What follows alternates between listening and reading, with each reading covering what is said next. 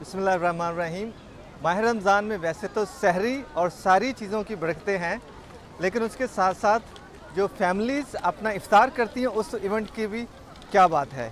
लेकिन यहाँ पर इस्तांबुल में सुल्तान अहमद पार्क में तुर्की के सारे लोग और टूरिस्ट यहाँ पर आकर इफ्तारी इकट्ठे करते हैं। तो ये एक ऐसा इवेंट है कि सारी फैमिलीज़, हर बंदा यहाँ पे एंजॉय करता है। तो चले देखते हैं यहाँ पर क्या समा है। Let's see. Sultan Ahmad Square has a beautiful water fountain, a park and gardens. It is at the heart of Istanbul. On one side it has Ottoman era beautiful mosque. On the other side it has a mosaic filled Hagia Sophia mosque. It's a huge gathering, so let's explore and enjoy.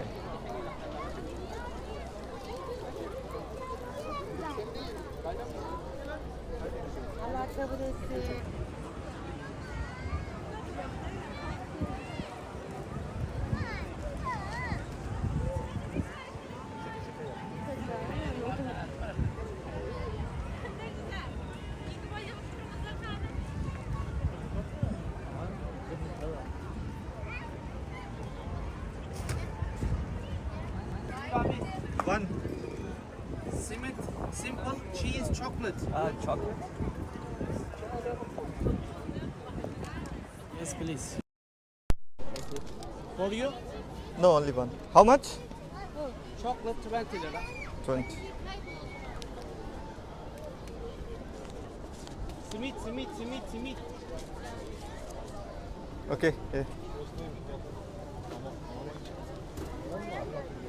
Kuytu köşelerde, ıssız yerlerde. Brother, you gave 50, I give you 30 back. Okay, thank you. Give me bite. Give me bite.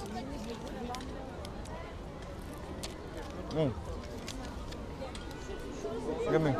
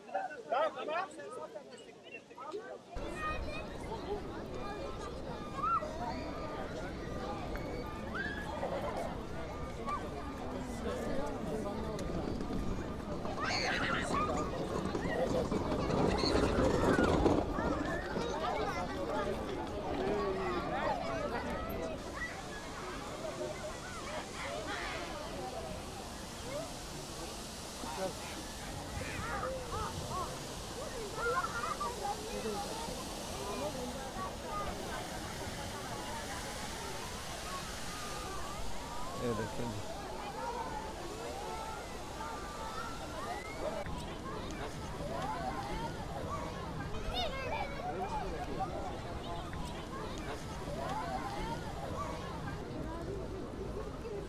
Biri gelseydi beni teraviye götürmedin mi?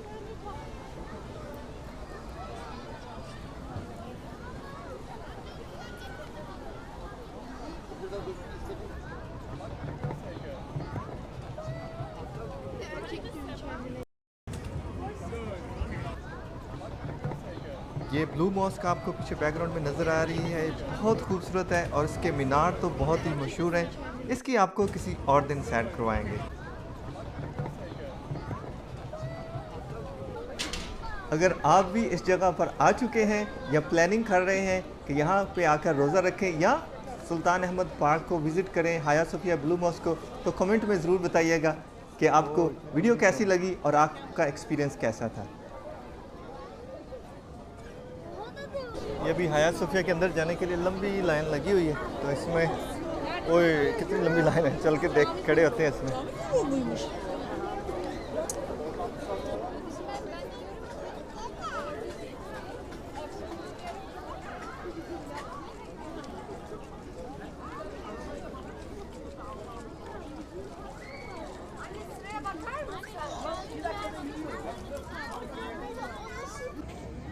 अभी यहाँ पर हमें कुछ देर लगेगी हाया सोफिया के अंदर जाने के लिए, और यहाँ पर आपको मैं तरावीह दिखाऊंगा, लेकिन वो अगली वीडियो में।